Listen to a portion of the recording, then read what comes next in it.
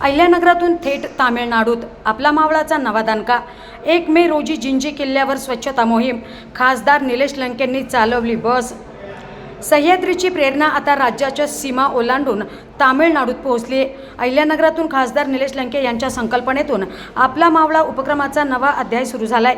1 मे महाराष्ट्र दिनी ऐतिहासिक जिंजी किल्ल्यावर स्वच्छता मोहीम राबवण्यासाठी मावळ्यांची बस रवाना झाली। इतिहास, स्वाभिमान आणि संवर्धनाचा हा अभिमानास्पद प्रवास सुरू झालाय आणि या प्रवासाचं सारथ्य केलंय ते खासदार निलेश लंकेंनी।